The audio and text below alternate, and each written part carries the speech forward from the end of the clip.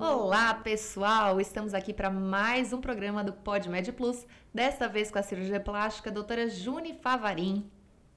A gente vai bater um papinho aqui sobre a cirurgia de blefaroplastia, que é aquela cirurgia das pálpebras, né? Não sei se vocês estão acostumados com essa palavra, mas essa é a palavra correta, né? Blefaroplastia. Blefaroplastia, parabéns, conseguiu pronunciar bem certinho. Olha lá, já tive dúvidas, mas aí também já sanei. Então, pessoal, blefaroplastia é aquela cirurgia que corrige as pálpebras em cima e embaixo também, doutora? Ou é só a de cima? Quais são as queixas aí para quem procura uma cirurgia de blefaroplastia? Então, a blefaroplastia é uma cirurgia que trata o excesso de pele, o acúmulo de bolsas, que rejuvenesce o olhar. Ela pode ser feita na pálpebra de cima, na pálpebra de baixo. E hoje um conceito mais amplo, né, desse procedimento é que ele trata não apenas essa pele da pálpebra, mas também a região ao redor dos olhos, que é para realmente conseguir um efeito de rejuvenescimento mais natural nos pacientes. Então, falando de rejuvenescimento, o público que te procura para fazer uma cirurgia dessa geralmente é um público mais velho? É bem variável. Eu diria que acima dos 40 anos é a faixa etária que mais me procura, em torno de 60%, 70%, mas existem algumas pessoas mais jovens, com 30, às vezes até com 20 anos, que têm uma alteração que é genética, né? A pessoa ela nasce com uma tendência a fazer uma dobrinha de pele, aquelas bolsinhas nos olhos, e elas acabam procurando o procedimento um pouco mais jovens. Os próprios orientais, né? Os orientais, eles têm uma tendência a acumular bolsa, né? A gente chama isso de puffy eye, é o olho gordinho. Então, são pacientes, são pessoas que realmente procuram esse tratamento, às vezes, bem mais jovens. Então, eu vou te perguntar, já que tocou, doutora Júnior Oriental, vocês estão vendo, embaixo não tem nada, mas em cima tem aquele olhinho característico do olho oriental, né? Mas que também, se tirar, perde a característica. Que é uma solicitação dos orientais que eu opero, todos eles gostam de ter. O nome dessa dobrinha de pele que eu tenho é prega epicântica. Tá. E os orientais gostam dela. O que eles me pedem é para fazer aquela dobrinha que a gente passa à sombra. Porque geralmente o olho do oriental não tem essa dobrinha. Eu tenho. Que é o sulco supratarsal. É cheio de nomes. Mas aí ficou muito difícil, tá bom. É a dobrinha que o oriental não tem. É a dobrinha que a gente passa à sombra. Tá. Então, essa preguinha de pele eles gostam, mas eles querem a dobrinha. Então, a gente mantém a prega, que é para não perder a característica oriental, e a gente faz a dobrinha junto com a cirurgia. Entendi. Então, vou procurar uma imagenzinha aqui para mostrar que dobrinha é essa que as pessoas gostam de ter, é isso? Exatamente. Tá. E é aquela dobrinha que as pacientes como você, que tem o olho do branco, do Mediterrâneo, o olho normal, entre aspas, elas reclamam que quando a pele começa a sobrar, que borra a maquiagem, elas querem que a dobrinha fique visível. Ah, tem isso, né? As pessoas que procuram por essa cirurgia, elas têm muito essa queixa com relação à maquiagem, né? Tem. As mulheres, eu diria que 100% tem essa queixa. É uma das primeiras coisas que elas percebem quando elas começam a envelhecer, é que a maquiagem fica craquelada e que o rímel começa a borrar. A sombra escorrer. Não dá mais para ver aquele degradê, né? Porque hoje a maquiagem são camadas, né? Sofisticadas, bem sofisticada. E elas reclamam que não dá para ver as nuances das cores da sombra. Eu não sei nem se eu posso ser processada pelo que eu vou falar agora, mas eu percebi já que a Gisele Bündchen, por exemplo, tem uma imagem dela aqui de antes e depois, ela tinha não vou dizer que excesso de pálpebra, mas não era tão visível o olho dela, era um olhinho um pouquinho menor, me parece. E hoje ele tá um pouco diferente, não sei se ela fez essa cirurgia ou não fez, mas ela é um exemplo que eu gosto de até analisar, assim, e eu percebo a mudança, mas é uma mudança sutil, não descaracterizou a pessoa nem nada, mas realmente ela parece que deu uma abertura, assim, o olho ganhou uma amplitude, né? É verdade, eu também notei já. Não foi comigo que ela operou. Se operou, né? O que foi feito. Parece que foi. Parece que foi feito, né? Mas enfim, tá muito bonito. Ela sempre é bonita, né? Sim. E aí, esse é um caso, né? Que ela não é uma pessoa de idade avançada, digamos assim, uma pessoa jovem, né? Deve ter ali seus 40 anos, na faixa dos 40 anos, que deve ter feito algum procedimento ali para ganhar essa abertura de olho, né?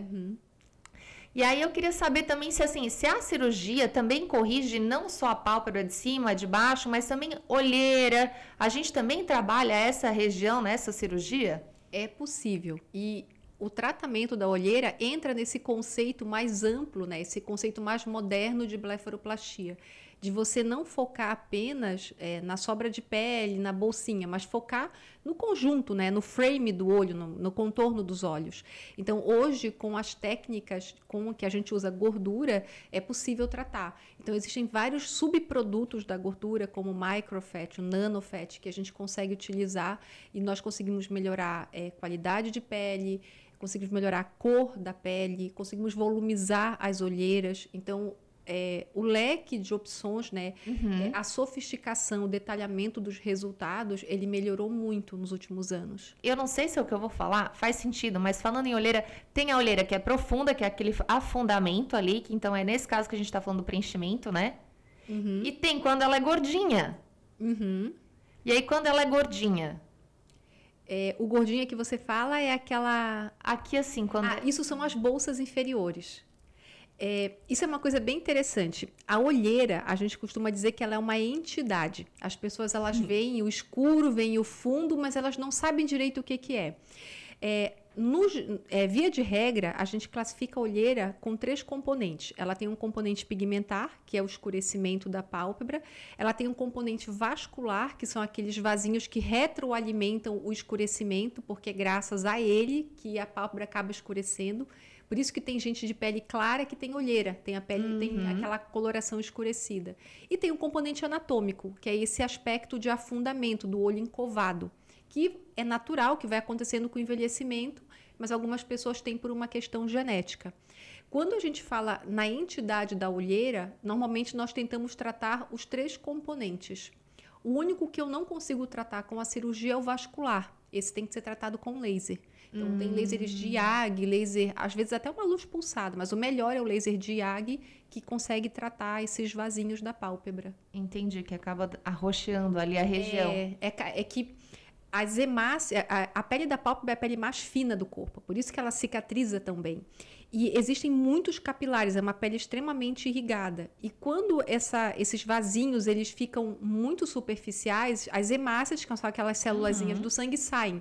A hemácia, o pigmento dela, o vermelhinho dela, vem do ferro. Quando ela sai do vaso, ela morre e ela libera o pigmento. Quando o sol bate, ele tatua aquele ferro, que é o mesmo princípio de uma tatuagem. Entendi. Por isso que ele dá esse efeito meio arroxeado, meio escurecido da pálpebra. Interessante, né? Muito interessante. Esse é o negativamente interessante, porém interessante. Mas e por que quando a pessoa não dorme bem, por exemplo, não tem uma boa noite de sono, quer dizer que ela teve mais problema aí na pigmentação, né? Como é que acontece funciona? porque quando você... existe um mecanismo de bombeamento do inchaço. Como eu falei, é uma pele muito fina e o que faz o bombeamento do inchaço é a movimentação dos olhos. Quando você dorme mal à noite, você tem um edema, você tem um acúmulo de líquidos nessa região. Isso causa uma congestão venosa. Os vasinhos, eles funcionam mais lentamente, igual varizes de perna. É como se você fizesse varizes naquilo ali. E isso cria o efeito de que parece que está mais arroxeado quando você dorme mal. É pelo edema. E o edema é causado pelo próprio fato de você não ter conseguido fazer o repouso. Entendi. Mas aí, então, cirurgicamente, não se resolve, não com a blefaroplastia, mas com outros artifícios aí, então. Então, isso realmente é mais complexo. Parece simples, mas é mais difícil de resolver do que a bolsa e o excesso de pele. Entendi. Existe uma coisa que a gente chama de bolsa malar, que é aquele inchadinho, esse aqui que você está vendo na imagem, esse inchadinho que aparece aqui. E é muito comum as pacientes me procurarem perguntando: eu vou operar e vai melhorar essa bolsinha. Elas acham que é bolsinha de gordura. E, na verdade, é um acúmulo de líquido embaixo da pele. Geralmente, o edema malar, ele precisa de outro tipo de tratamento que não a blefaroplastia. Aí tem várias coisas. Tudo que tem muito tratamento é porque nada funciona 100%. Que é difícil, é um desafio, na verdade. É um desafio. E a gente vai testando um tratamento por vez para ver o que responde melhor. Tá? E aí, bom, então deixando essa parte ali de lado, que a blefaroplastia não resolve, que aí são outras questões, outros tratamentos, né? Minha mãe, ela tem uma expressão que é engraçada, ela fala assim, ai, menina, Letícia, essa menina tem um olhar triste. E aí é engraçado que toda vez que eu vou olhar quem que ela fala que tem um olhar triste, na verdade a pessoa, ela não é um olhar triste, ela tem uma pálpebra mais caída. Não é? Uhum. E aí a cirurgia de blefaroplastia, ela corrige esse olhar triste? A blefaroplastia em si, não. Você precisa associar a blefaroplastia a outros tipos de procedimento. O olhar triste, né, esse olhar, canto do olho caído, ele pode ter duas causas. Ou você tem naturalmente um cantal tilt negativo. Ó, você tem um olho muito bonito. Não sei se vocês estão vendo o olho da Letícia, mas ela tem um olho bonito. É o tal do fox eyes que as pessoas acham tão legal, que é esse que vocês estão vendo na imagem. O canto interno do olho, ele é mais baixo que o canto lateral. Então, se você traçar uma linhazinha, você vai ver que a lateral do olho é mais alta. Esse é o formato do olho que as pessoas acham mais bonito, que é o fox eyes. Você pode ter isso alterado com um vetor negativo, né, do canto lateral ser mais baixo, por uma questão genética. Você nasceu. Vou até dar um exemplo. Uma pessoa que tem ali um fox eyes que eu acho bonito, acho que conquistado por procedimento também pelo antes e depois, é a Grazi Massafera. Ela pode ter feito botox, pode ter feito uma cantopexia. Aí tem várias coisas que podem ser feitas. E do contrário, a Angélica. A Angélica, ela tem um olhar mais baixo. Caidinho. Bem característico dela, mas ele é um olhar mais caído. E que não necessariamente é feio. Não, é uma característica. É uma característica. É que tem coisas que as pessoas olham e acham mais bonitos e outras que elas não acham tão bonitos. Então é muito... Beleza é uma coisa muito subjetiva. Existe um padrão, mas... Beauty lies in lover's eyes, né? Beleza depende do olho que enxerga. Então, esse é uma das causas do olhar triste. E o outro, que é o mais comum que eu vejo no consultório, é a queda da sobrancelha. Então, é normal, a gente vai envelhecendo e o canto da sobrancelha, né? Como vocês veem na foto, ele vai descendo. E para você levantar a sobrancelha, existem 3 jeitos, e nenhum deles é blefaroplastia. Ou você aplica botox, quando é um caso mais leve, né, uma paciente jovem com menos de 40 anos, ou você faz uma elevação direta, que a gente chama de cirurgia de Castanhares, fica um cortezinho em cima, ou você faz uma cirurgia por vídeo, que é a forma mais sofisticada, que aí você trata toda a região da fronte, trata o pé de galinha, trata as rugas entre a sobrancelha, e é uma cirurgia que tem um resultado mais duradouro. Rejuvenesce o olhar, então, num todo, num contexto. Todo. E ele geralmente é associado à blefaroplastia, porque é muito difícil a pessoa ter a sobrancelha caída e não ter sobra de pele no olho. Então... Mas se a pessoa tem indicação, suponhamos, de um lifting facial, aí ela vai fazer o lifting facial, isso tudo está incluído na cirurgia de lifting facial? Essa região do olho é feita também? Então, só para quem não sabe, a Letícia está muito adiantada, ela sabe tudo. Lifting facial é a cirurgia de rejuvenescimento da face. Isso. E quando a gente vai indicar um lifting facial, geralmente nós dividimos o rosto em 3 terços. Um do olho para cima, um entre o olho e a linha da mandíbula e um outro da linha da mandíbula até o final do pescoço. Exatamente como está aqui na foto. E dependendo da área que a paciente precisa, a gente indica uma cirurgia. Então, a vídeo é uma cirurgia que trata do olho para cima. Existe o deep plane, as cirurgias de aplicatura de SMAS, que tratam do olho até a linha da mandíbula. E existem os lifts de pescoço, que são os tipos de PNEC, que você trata da linha da mandíbula até aqui embaixo. Às vezes a paciente precisa tratar os 3 terços. Às vezes ela precisa de duas partes. Às vezes ela precisa só de uma. Então, isso é conversado, é discutido durante a consulta para a gente saber qual a melhor opção. Entendi. Às vezes ela não precisa do lift todo, só precisa da parte do olhar. Exatamente. É igual quando você reforma a casa. Às vezes você não precisa reformar a casa inteira. Você começa por uma parte. Ainda mais se a paciente for jovem, achar que ainda não é o momento de reposicionar todas as estruturas faciais, mas que já tem aquele incômodo que só com injetáveis não resolve a vida dela, né? Inclusive, esse tópico dos injetáveis, dos procedimentos de consultório, é outra coisa que as pacientes me perguntam. Doutora, se eu fizer a pálpebra, eu não preciso mais aplicar Botox. E precisa. Na verdade, o Botox, ele devia ser obrigatório. Por mim, botava Botox na caixa. Eu acho o Botox fantástico. E, na verdade, todos esses tratamentos, eles são profiláticos. Eles retardam o nosso envelhecimento, mas eles não tratam o envelhecimento per si. Então, eu sou daquela corrente da medicina que acha que eles são fantásticos para a gente envelhecer mais devagar. Todo mundo envelhece. Só que em vez de você fazer a cirurgia com 30, você faz com 40. Em vez de fazer com 40, você faz com 50. Mas uma hora, todo mundo vai precisar de uma ajudinha do bisturi. Essa é a minha percepção. E a gente está falando aí muito de questões estéticas, mas também existem as queixas funcionais de saúde que atrapalham a vida de quem tem esse problema de excesso de pele na pálpebra também, né? Sim, aí isso já acontece numa faixa etária de pacientes mais maduros, lá pela década dos 70 anos. E geralmente teve uma paciente minha, inclusive ela tinha miastenia graves, que é uma doença que a pessoa ela vai tendo uma dificuldade de contrair a musculatura. E ela falava que ela tinha que levantar a sobrancelha para poder abrir o olho, senão ela não conseguia enxergar as pessoas de tanta queda de tecidos que ela tinha. Então, existe sim essa doutora, esse você está falando ali na funcional. faixa dos 70, mas conheço pessoas com bem menos idade que se queixam, por exemplo, de um sombreamento na hora da leitura. Pode ser paciente que pegou muito sol, paciente que às vezes nunca fez um tratamento estético, nunca aplicou um botox. Às vezes realmente ela envelhece um pouco mais, tem um pouco mais de sobra de pele que precisa... Vai incomodando, vai atrapalhando nessa hora de ler, nessa hora, né, até de precisar enxergar melhor, né? Atrapalha a visão. E como é que é o pós-operatório de uma cirurgia de blefaroplastia? O pós é bem tranquilo, ao contrário do que muita gente acha. Hoje de manhã, antes da gente vir aqui conversar, para quem não sabe, agora são 3h30 da tarde. E de manhã eu fiz uma cirurgia dessa e a minha paciente que operou às 7 da manhã já foi para casa. Então, quem opera de manhã cedo, perto do início da tarde, horário de almoço, já está pronto para ir para casa. Tem os cuidados em casa, de usar gelo, de não dormir de lado, não ficar perto de fonte de calor, tipo fogão. Mas é muito tranquilo, a pessoa vai para casa algumas horas depois do procedimento. Vai enxergando. Vai enxergando. Inchadinho, mas vai enxergando. A gente sempre pede para ter cuidado, né, com o sol, usar óculos escuros. Então, isso é muito importante. E o resultado final de uma blefaroplastia entre o dia do procedimento e a pessoa chegar onde precisa com o resultado que vocês querem é um período de quanto tempo? Eu diria que assim, uma semana ela já vê um bom resultado, com um mês ela já está super feliz com o resultado, porque ele já está praticamente pronto. Mas assim, o final, demora uns 4 meses, 6 meses para a pessoa ver. Certo. E essa cicatriz, como fica essa cicatriz? Essa é outra ferida que todos os pacientes me perguntam. É cicatriz e resultado.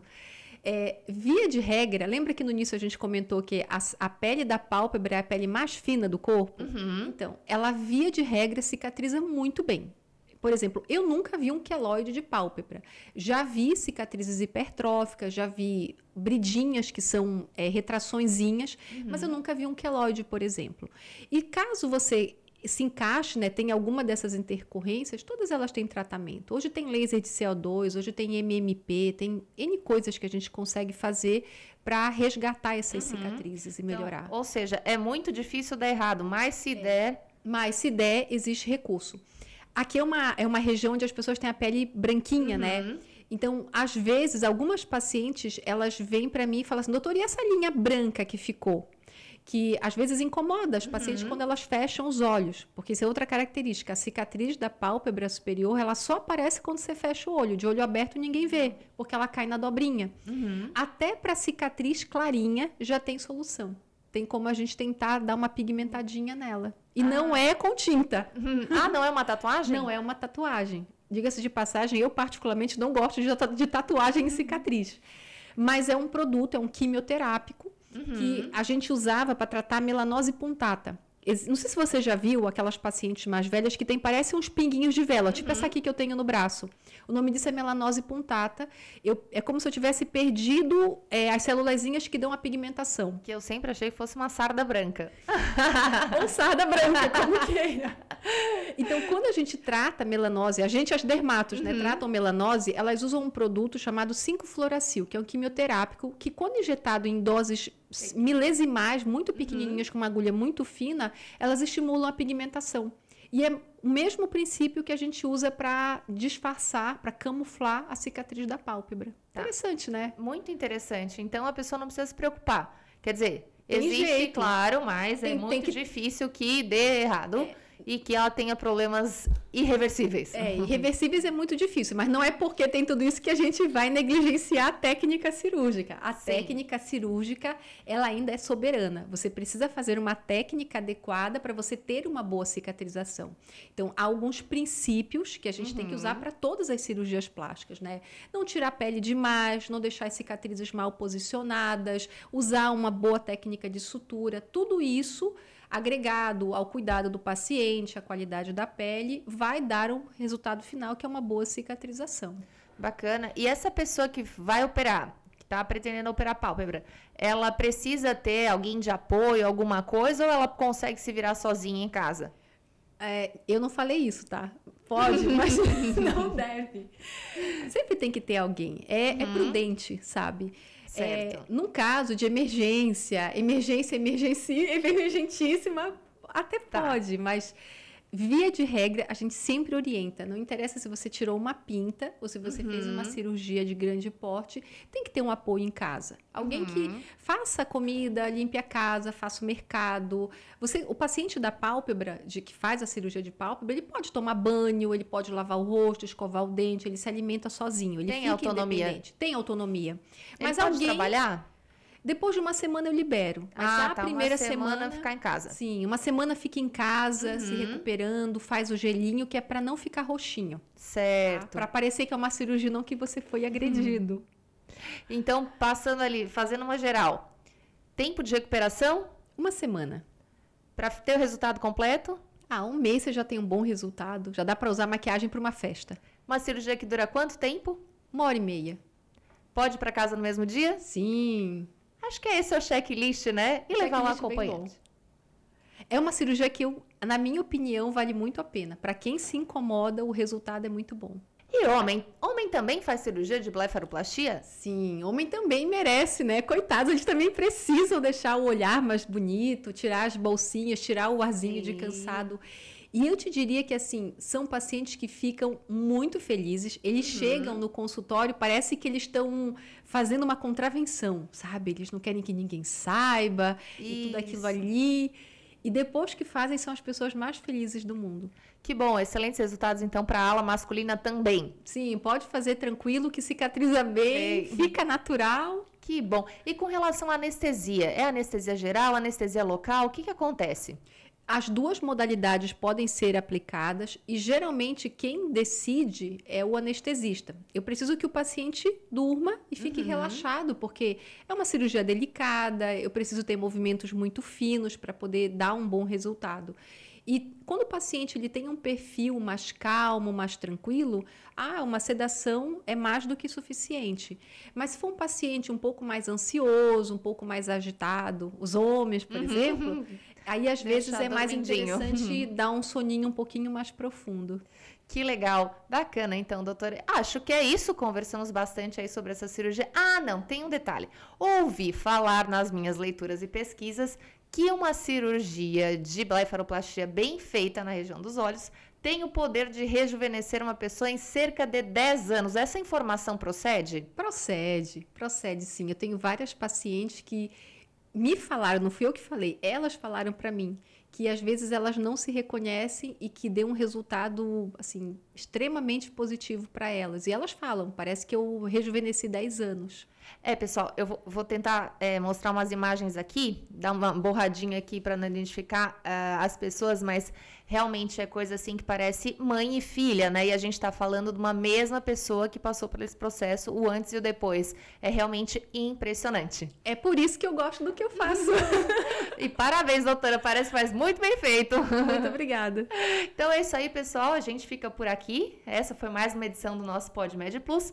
Quem quiser acompanhar a gente no Instagram, Instagram é @GoMedPlus. Quem quiser seguir a doutora Juni é doutora Juni Favarin e da clínica é @Belvivere Cirurgia Plástica. Doutora, muito obrigada por estar aqui conosco. Espero que venha mais vezes. Vou te deixar se despedir aí do pessoal em casa. Primeiro eu queria agradecer. Muito obrigada pela oportunidade, Letícia. É sempre muito bom conversar contigo. Parece que eu estou conversando com alguém da minha família.